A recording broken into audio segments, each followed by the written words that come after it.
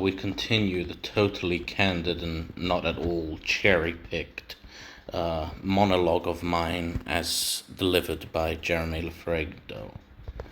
I would like to see, when this war ends, Gaza ends and just becomes part of Israel. In Gaza! That I think is just the obvious solution. Yep. Do you think BB's a little too soft right now? In, what needs to be done war-wise and what needs to be done afterwards, yes. More soldiers have died in, this war than, since the 70s, I've heard, And I think that is because they are avoiding civilian casualties to such a level, and we're dying to protect that population. It disgusts me. A lot of, I think, I've heard, an excessive use of the word like. Clearly, Jeremy exudes my most confident points. Ending strong on that population.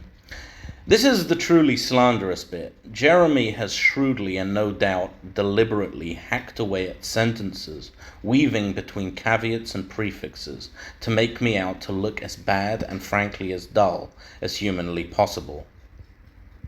We're dying to save them.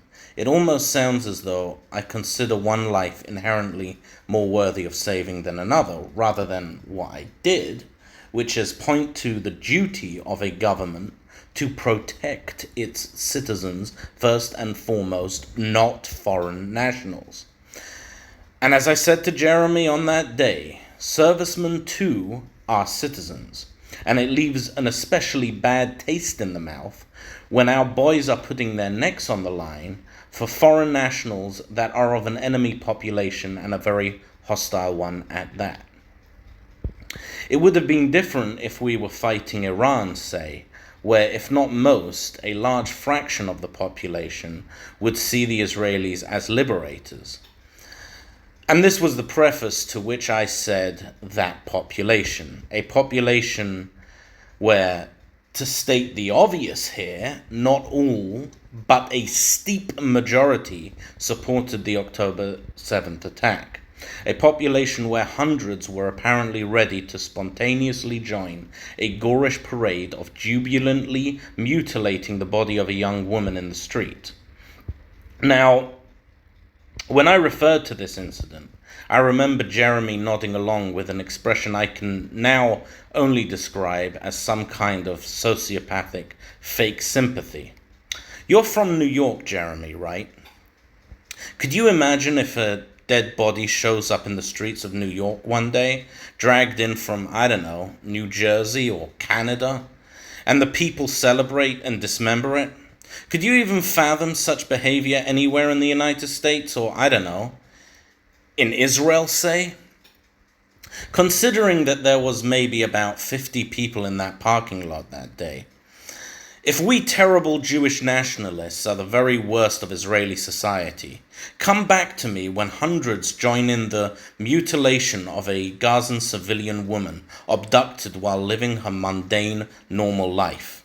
Not to mention, they were ready to come out on the street at the drop of a hat, while this march was a planned, advertised event.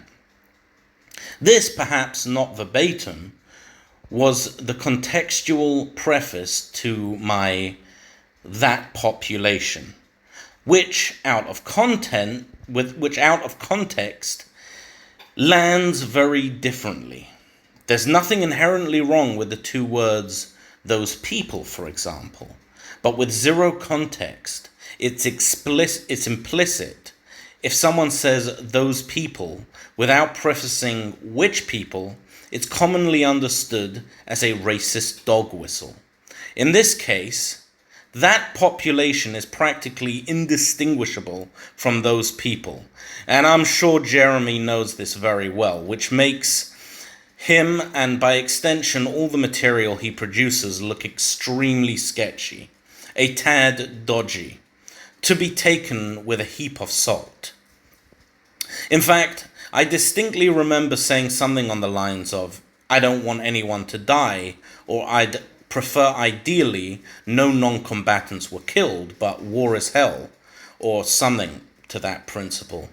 This guy made a 17-minute film. It's wicked boring, just a cluster of apparent rage. He named it Kill Them All. It's supposed to be some sort of expose into the rhetoric of people like me. It mostly follows those blocking the aid trucks at Kerem Shalom. The quote comes from one interview where it's unclear if by them all the guy means Hamas, Islamic Jihad, and all the combatants in Gaza, anyone responsible for October 7th, or what exactly. Clearly, in his editing, he avoided, like the plague, any preface such as, "I don't want anyone to die." We see zero diversity of opinion in any of these interviews. Apparently, we're all uniform in our desire to kill every plant, pet, dog, and garden gnome standing in Gaza. Funny, I got talking to some of the people at the border that day, and it seems I'm more extreme than most of them. Seriously, Jeremy, show some integrity. Publish the full interview, or at least a full part. This is not editing for time restraints, and clearly not to keep the audience engaged.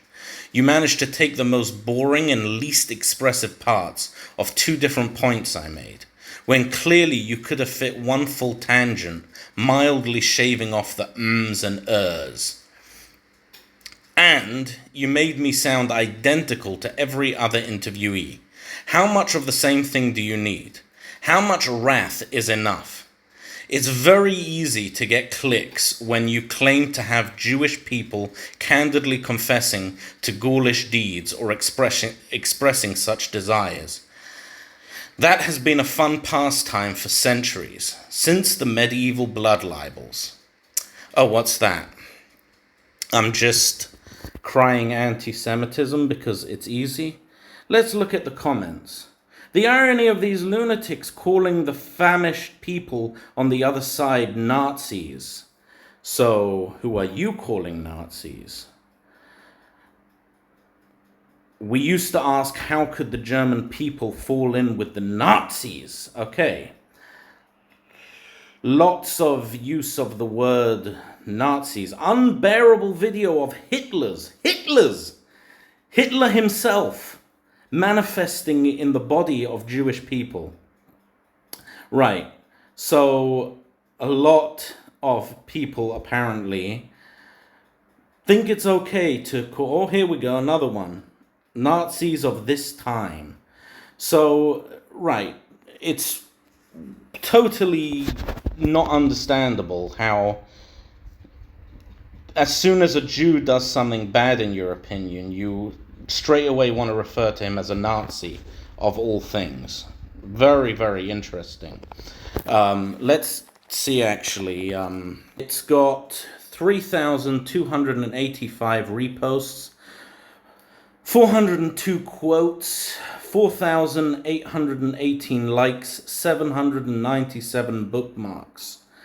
All on a video about me, which I can't see because I don't have X or Twitter or whatever they're calling it these days, but I'm sure it's full of, the usual. If they're not calling me a Nazi, they're probably calling me a Khazarian or, maybe something a little more explicitly medievally anti-Semitic. Now, I'm perfectly fine with undercover investigative journalism. Investigative being the operative word. This is more of a framing than an investigation. I mean, we didn't give you sufficient incriminating enough content after you ambushed us that you had to doctor our testimony. Dirty Jeremy. Naughty boy. Do better.